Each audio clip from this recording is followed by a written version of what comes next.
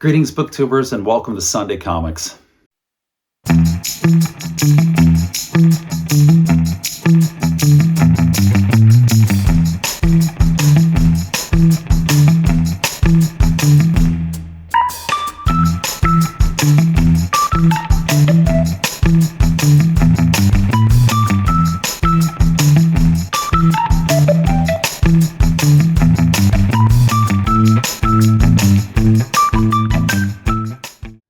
Greetings, booktubers. Welcome back to Grammaticus Books. Welcome to a Sunday Comics edition of Grammaticus Books, where today we are talking about the man, the myth, the legend, Jim Steranko.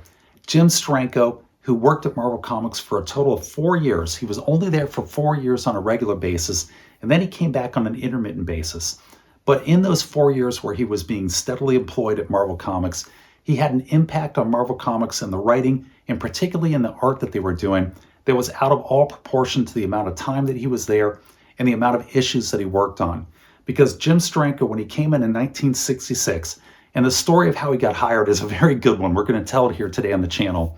When he came in 1966, he absolutely brought in a freshness, a newness, a new energy, and a youthful way, and a new way of looking at comic books and drawing comic books that was absolutely needed at that time at Marvel Comics. It was a shot in the arm. It was a boost to their ego and their morale, and it really energized their comic books, particularly in how people were drawing comic books and thinking about drawing comic books at that time at Marvel Comics. So before we get into the comic books over here, and I've got a number of Jim Steranko Silver Age comics we're going to go into, we need to talk about his background, because to call Jim Steranko a colorful character would be an understatement of vast proportions. Jim Steranko at the age of 17 was arrested in his hometown by the local PD for a string of burglaries and car thefts that allegedly he had committed. Yes, they picked him up on Grand Theft Auto, multiple Grand Theft Auto charges. Shortly after that, he ran off and he joined the circus. Yes, this is still a true story. He joins the circus and he's working in the circus as a magic act. So he's traveling around doing magic acts, and then he works his way into the Big Top. And in the Big Top, he is employed as a fire eater. He's eating flaming shish kebabs, and we're still talking about a true story here on Jim Steranko. From going from a fire eater, he then progresses on and becomes an escape artist, and becomes extremely proficient as an escape artist in the circus, and also working on his own out and around in the various towns. And in fact, it is said that Jack Kirby, when he left Marvel Comics and went over to DC and created the character, the superhero, Mr. Miracle, who is a superhero escape artist, that this character is actually based upon Jim Steranko. So that's pretty cool, with Mr. Miracle here, number 1, by Jack Kirby. So in 1966, Jim Steranko at this time has moved into New York City. He's working in and around New York City as a rock and roll musician. We're still on a true story here. He's a rock and roll musician playing with some fairly well-known musicians at that time. And he is also at this time working as a comic book artist for another lesser-known company. He gets into a disagreement with his editor and he storms out. The editor wanted to make a various number of changes to his comic book. He's a very strong-willed person, Jim Steranko, and he got angry and he left. Gets into a taxi cab and he's driving around New York City trying to get a job with another comic book company. At the end of the day, right around 5 p.m., right before closing, he decides, what the heck, and he tells the cab driver to drive him to Marvel Comics. And at Marvel Comics, he takes in his portfolio and he asks to see Stan Lee. Stan Lee tells another employee to go out and, quote unquote, give Steranko the brush off and get rid of him. This employee goes out, he takes a look at the portfolio, and instead of giving him the brush off, he takes the portfolio into Stan Lee in his office, and he says, Stan, you have got to look at this. And he slides it across the desk. Stan Lee opens it up, he takes a look at it, and he tells this guy to go get Steranko and bring him in. He brings Steranko into his office, and famously, Stan Lee then says 2 words to Jim Steranko. He says, pick one. And he's talking about, when he says pick one, he's talking about the comic books that are sitting on the shelf behind him. And he has hired Jim Steranko, and this is his way of telling Steranko that he's hired and to pick one of the comic book heroes in order to draw it. And Jim Steranko looks at the comic books and he picks Nick Fury, Agent of S.H.I.E.L.D. And the reason he picks Nick Fury is because Nick Fury is the only one up on the shelf there that isn't wearing a mask. And because he's not wearing a mask, because he can draw Nick Fury's face, he thinks that he can put his stamp on him in a better fashion than he can with a mask character. He can imbue him with more character and personality because he's not just drawing a faceless mask, he's actually drawing a human being. So that's the comic book hero that he picks, and that's the one that he's assigned, and he takes it over. Here he is with Nick Fury, Agent of S.H.I.E.L.D.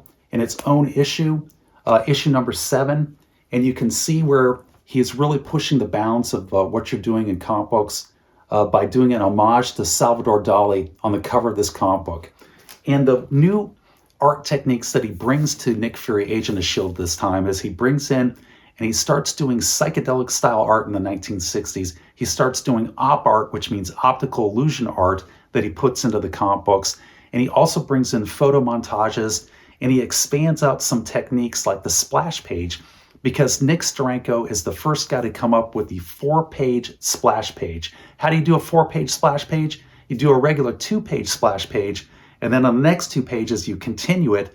And the only way you can look at it properly is you have to buy 2 issues of the comic book and then lay all 4 pages out together so you can get a 4-page panoramic. Now, I don't know if anybody has ever done a 4-page splash page since, but Jim Steranko, pardon me, was the first guy to do it. So Nick Steranko, there, I did it again.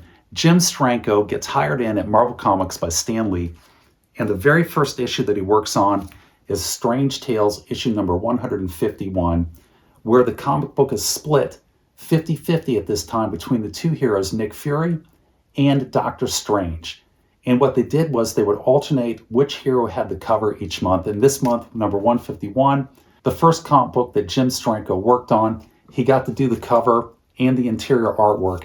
And then the back half of the comic book was Doctor Strange. So now let's take a look at some of this artwork. Let's take a look at some of this avant-garde artwork, this fresh new perspective and energy that Jim Steranko brought into Marvel with issue number 157 of Strange Tales, where you have Nick Fury squaring off against Hydra and Baron von Strucker, a Nazi holdover from World War II and one of his ancient enemies from back in the Great Conflict. And on the inside page here, you've got Baron von Strucker. He has captured Nick Fury in this episode here and is holding him on Hydra Island inside of Hydra City, when he discovers down here that Nick Fury has escaped. And of course, he is not pleased. And then on the next page, you've got a half-naked Nick Fury dressed in a pair of tight, skin-fitting leather pants and a bandolier across his masculine chest, who is arming himself with a fireball pistol. Yes, it's a spy-type gadget, a fireball pistol. And at this point, we should mention something about Nick Fury and how Jim Steranko altered the character of Nick Fury in the 1960s. He takes Nick Fury, who was, when he took him over, being portrayed as basically a regular guy. He was wearing and dressed up in suits and ties, and he was just working as what is essentially a regular guy within S.H.I.E.L.D. And Jim Steranko takes him and he transforms him into a super agent, into a super spy, and puts him into a form-fitting leather outfit full of pockets and zippers, and just makes him this super spy of Marvel Comics. And the reason that he turns him into a super spy is because it's the mid-1960s, and there is a pop phenomenon that has gripped the world, and that is James Bond fever. James Bond, super spies, super gadgets, it's all in, it's all the rage across the entire globe. And Jim Steranko takes advantage of that enthusiasm for spies and for spy gear, and he injects it all into Nick Fury here and turns him into a super spy of Marvel Comics. And then you get action splash pages like this one here that are just absolutely spectacular. That's classic Jim Steranko. That posing down here of Nick Fury, that action pose, just screams Jim Steranko. The layout on it, the posing, that's very typical of his artwork.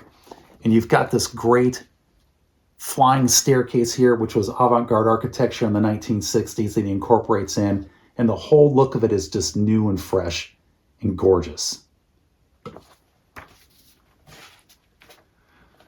Then you get Nick Fury here taking on the minions of Hydra.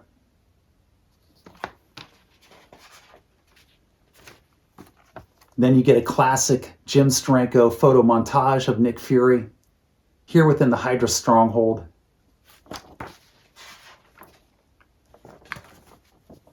And then enter Baron von Strucker with the Satan Claw, an energized iron fist like an Iron Man suit, but just of the hand, crackling with electricity. And it would appear to be too much of a weapon for our hero, Nick Fury. And down here in this last panel, Nick Fury says, "Is this the end?" And of course it isn't, because it's Nick Fury. But that's issue number 157. It's a great example of some of the new dynamism that Jim Steranko brought to the art. And then here in issue number 165, you've got good examples of the psychedelic artwork that he would take into it, and some of the op art too as well. But take a look at this gorgeous splash page here first. You got Dum Dum Dugan leading an assault off of the S.H.I.E.L.D. helicarrier onto this enemy craft over here. And just take a look at the design of that enemy craft there. It's absolutely spectacular. Definitely out there. Definitely a little new wave spacecraft shooting up through the skies. More great Jim Steranko action on the following page.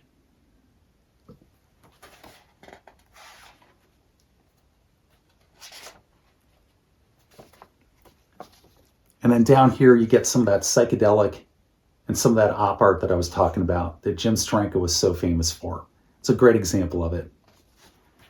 And that's Jim Steranko in the art, in the comic books, in Strange Tales, starting with issue number 151. By issue number 155, he was not only doing the art, but he was also writing the story to all of the Nick Furies. It got so popular that they gave Nick Fury his own title in 1967. And then you get issue number 6, where Jim Steranko does the cover, and it is one of the most iconic covers of the Silver Age. It's one of the most beautiful covers that come out of the Silver Age, in my opinion, with just this spectacular drawing, and ink and color, all done by Jim Steranko. Just absolutely gorgeous stuff. And it's because of artwork like that, it's because he pushed the boundaries of artwork so far there for those 4 years that he was working at Marvel, from 1966 to 1970, that in 2006, he was elected to the Will Eisner Comic Book Hall of Fame for his contributions to comic book art and comic book writing as well. But with that, I'm going to wrap this one up, and I'm going to say take care, be safe, and I'll catch you guys next time.